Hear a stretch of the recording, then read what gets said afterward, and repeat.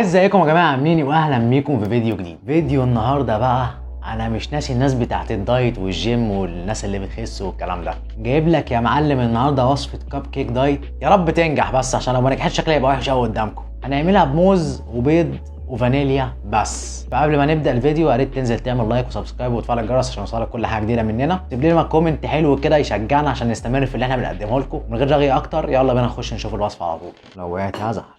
اول حاجه معانا في الوصفه بتاعت النهارده الموز اللي احنا هنستخدمه. انا النهارده هستخدم مقدارين، ممكن انت تعمل النص، يعني نص الكميه اللي انا هعملها تكفي شخص واحد، فانا هعمل مقدارين لشخصين. اول حاجه هستخدم 4 موزات الحجم الصغير، لو انت الموز اللي عندك اكبر من كده ممكن تستخدم موزتين او موزه واحده عادي. واهرس بقى يا معلم الموز بتاعك كده.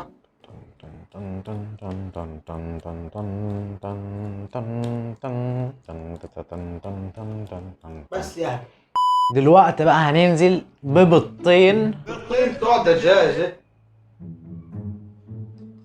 امسك يا اسطى روح امشي.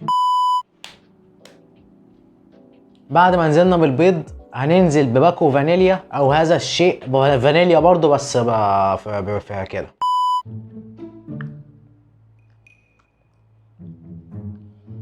ايه ده؟ هننزل بالفانيليا دي حوالي باكو فانيليا ونديها تقليبه كده بقى.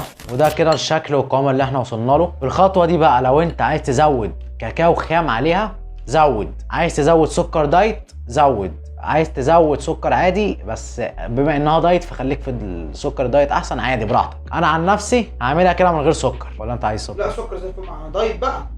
مش بنعمل دايت. ودلوقتي بعد ما خلصنا العجن وكل حاجه هننزل في القوالب اللي احنا هنحط فيها الكب كيك ديت وندخلها على الفرن. وهوب وينزل كده اهو. ودلوقتي بقى بعد ما وزعنا الكيك بتاعنا في القوالب بتاعه هندخله الفرن لمده تلت ساعه على درجه حراره 180 ونرجع لكم تاني. وبعد ما عدى تلت ساعه في الفرن كب كيك طلعت وريحتها قلبه المكان كده، لدرجه ان انا وانا جاي في الطريق اكلت 4 لوحدي من غير ما احس. فدلوقتي بقى نطلع الكيكه من القالب بتاعها وندوق نشوف ايه الكلام. بص بقى من غير زيت ومن غير اي حاجه بتبقى اوعى يا بقى، نهار اسود، اوعى بقى، يا نهار اسود. وطبعا بقى هتاكلها ساده؟ لا انا عايز اللي انت هتحط منه، عشان خاطر انت دايما بتحط افتكاسات فوق الوش كده تبقى حاجه عظميات. دلعنا بقى. بص يا صاحبي، دلوقتي عندنا بلو بيري وستروبري. انا هديك خط كده ماشي، ما اديتش لنفسي. هتعمل لي وش سعيد. سعيد ده اللي الله انت عبيط يلا. امشي بقى. ايه هو ده؟ ماشي خد دوق الاول ودوت. ايوه بالظبط. اوف اوه، بس بالاستروبري احلى من البلو بيري. هو في اطعم كتيره دخلت في بعض دلوقتي. حصل، بالاستروبري احلى من البلو بيري. يلا حصل. دايما افتكاساتك اللي بتحطها في الوش دي بتبقى حلوه. يلا طعمها بيفكرني بالكريم كراميل. انا مصنع في حاجه غريبه قوي. ايه هي بقى؟ موز. سبحان الله، سبحان الله، مصنع حاجه غريبه قوي. دقنا نقول رايك بقى للناس. يلا قول الراي. ومن موقعي هذا هبدا ويخبركم ان الوصفه نجحت.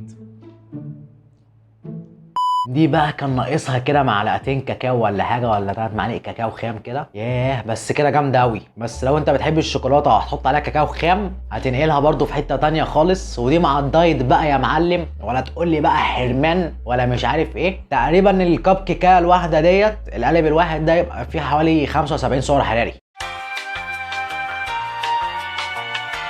فانت بتتكلم في كب كيك 75 سعر حراري، ده مش حاجه بالنسبه للدايت.